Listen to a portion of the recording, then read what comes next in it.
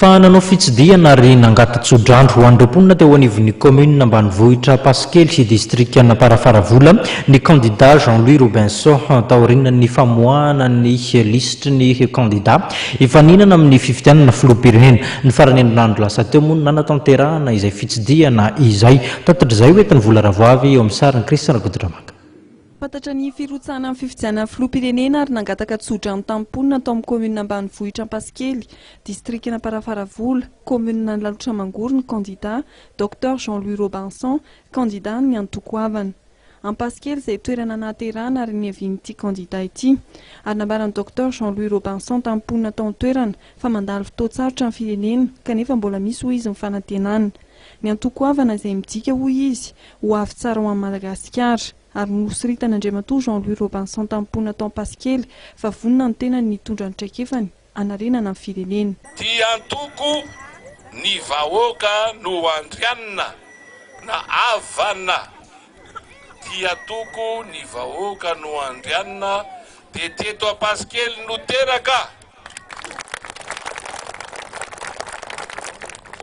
Antoko voalohany natsangana teto Ampasikely tsy fantako na nisy efa nisy tany aloha tany fa neto aloha dia zay antokona Ampasikely ny havana. Ny tsodrano amintsika malagasy dia zava-mahery.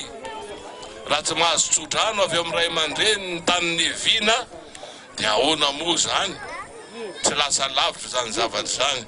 Ka isorako tontolo ny fianakaviako zay tonga maro be eto sy nareo rehetrarehetra zay horaisiko fianakaviana ray daholo tsika rehetrarehetra eto amin'ity kaominina na Ambomandroso na Matomainty na Amparafaravola na alotra mangoro na Madagasikara ray manontolo avako dôly avana.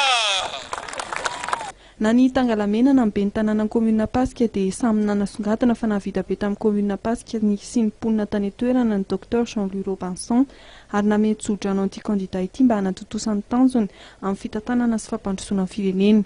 Manarak'izay dia nandray ny tsodrano ny fiangonana roa Ampasikely ihany koa ny filohan'ny antokoavana ary nisy indrindra fitaovam-pivavahana manokana izay nitondra hanambavaka azy.